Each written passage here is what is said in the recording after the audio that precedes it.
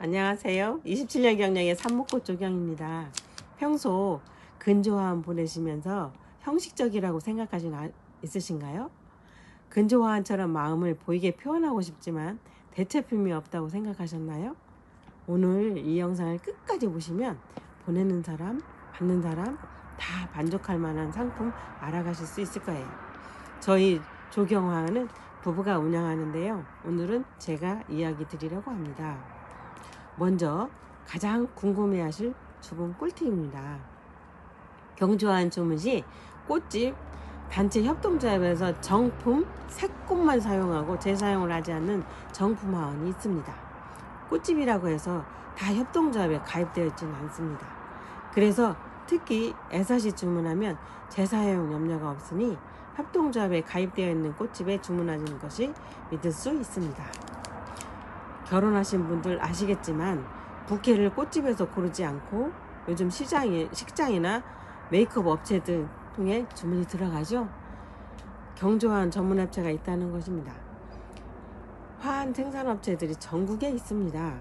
그럼 내가 전문 도매업체에 주문하면 저렴하지 않을까 생각하시는 분들이 있을 건데요.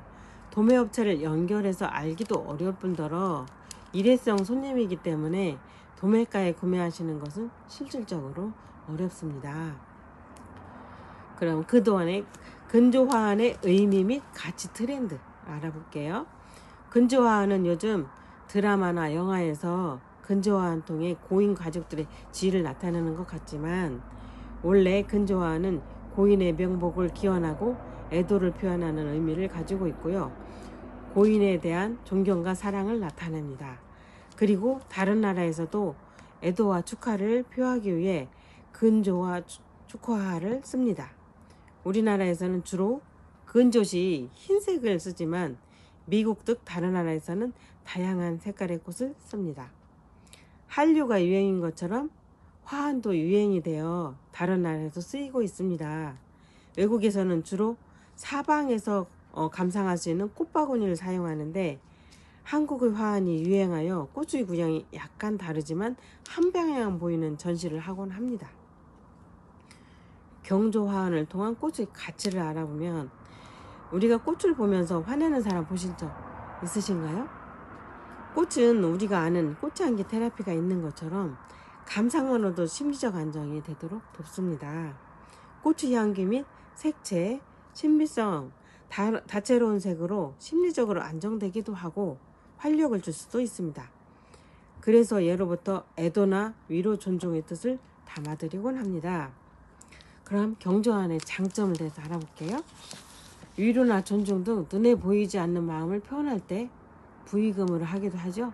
하지만 부의금은 당사자만 위로하지만 화환은 함께 참여하는 다른 분들도 위로와 활력을 얻을 수 있습니다. 애사시에는 슬픔에 빠져 분위기가 착 가라앉기도 해주고 경사시에는 축하의 마음을 꽃으로 표현함으로써 즐거운 분위기를 만들 수도 있습니다. 반면 경조화환의 한계점 및 보완점도 있습니다. 근조화환의 한계점 및 보완점을 알아볼게요. 행사가 마친 뒤 아직 시들지 않은 꽃을 폐기해야 하기도 합니다. 어쩌면 낭비라고 생각할 수 있습니다. 비용적인 낭비뿐만 아니라 폐기물로 인한 환경오염이 더 큽니다. 분리수거할 수 있다고 생각하시나요? 플라스틱 잎사귀 날개도 함께 섞여 있고 어떤 꽃은 철사로 감겨져 있습니다. 일일이 분리한다는 것은 시간이 정말 많이 소요됩니다. 요즘 재사용하지 않냐고 하시는 분도 있습니다. 그러나 이것은 자원의 낭비는 덜할지 몰라도 화훼 농가 시장을 어지럽힙니다. 재사용 화환의 이익금이 소비자에게 환원되지도 않을 뿐더러 수거해서 유통업자만 배불리는 것이죠. 법으로 재사용 화환 표시제가 지정된 이후로도 불법적인 재사용을 합니다. 그래서 다른 상가집에 갔던 국화가 우리 장례식장에 올 수도 있지요. 그런 이유로 대제품 5가지를 말씀드리려고 합니다. 첫 번째로 쌀 화환입니다. 꽃은 시들어서 폐기해야만 하지만 쌀은 우리가 먹을 수 있습니다. 실용적이고 자원 낭비도 덜 합니다. 그리고 많이 모였을 시 기부를 하는 경우도 잦습니다. 사회적 약자에게 실질적으로 도움이 되면서 화환의 역할을 어느 정도 할 수도 있습니다. 가격대도 비슷합니다. 둘째로 신화환입니다.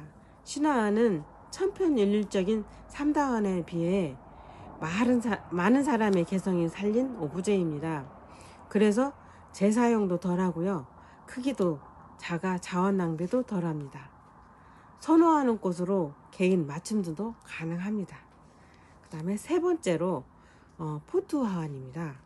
작은 포트 화환 여러 개를 꽂아서 만든 화환인데요. 주로 경사시에 씁니다.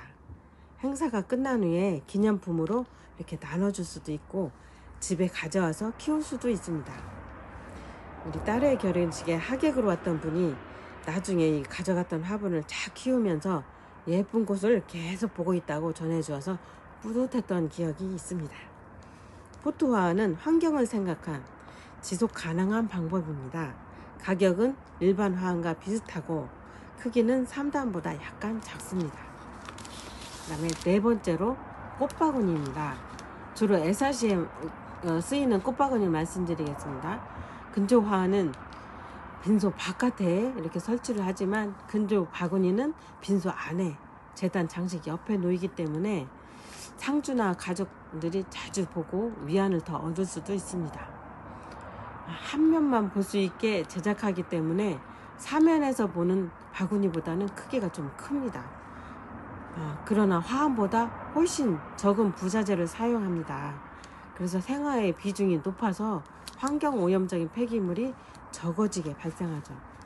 또한 근조 바구니는 발인 후 산소에 가서 재료를 올릴 때 같이 이렇게 더 재사용할 수도 있습니다. 그리고 다섯 번째로 서양란입니다. 앞의 포트 화환처럼 오랫동안 간성할 수 있기 때문에 애사시 유가족을 오랫동안 의뢰해 줄 수도 있습니다. 그리고 꽃가루 알러지 있는 분들도 되게 키울 수가 있습니다.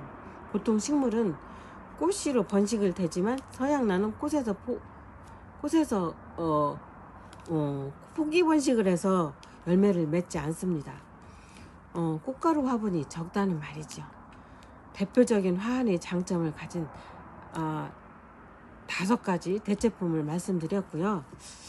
마지막으로 저희 화환도 하지만 조경의 화초나 나무는 살아있는 생명을 가진 생명체를 다룬다는 것이 더 좋아서 조경 쪽으로 더 많은 일을 진행하고 있습니다.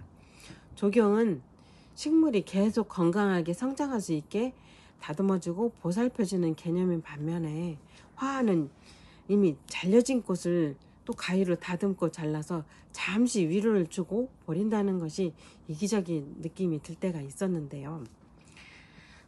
그래서 이제 조경 쪽으로 더 관심을 갖고 있습니다. 오늘 이 촬영을 하게 된 것은 화환을 오랫동안 운영하면서 환경보호 입장으로 화환에서 환경을 오염시키는 폐기물이 많이 나오니 바뀌어야 한다는 생각이 했습니다. 꽃은 일회성을 보여주기 위해서 지속 가능한 방향으로 바뀌어야 그게 가능하다고 느껴서 이 영상을 촬영했습니다. 그리고 시대가 변화하고 있는데 화환도 조금 더 꽃 자체의 아름다움을 느낄 수 있는 개성 있는 작품으로 만들어서 그런 문화로 발전했으면 좋겠습니다. 화훼산업이 천편일률적인 것에서 새로운 방향으로 개선되도록 여러분 많이 응원해 주세요. 감사합니다.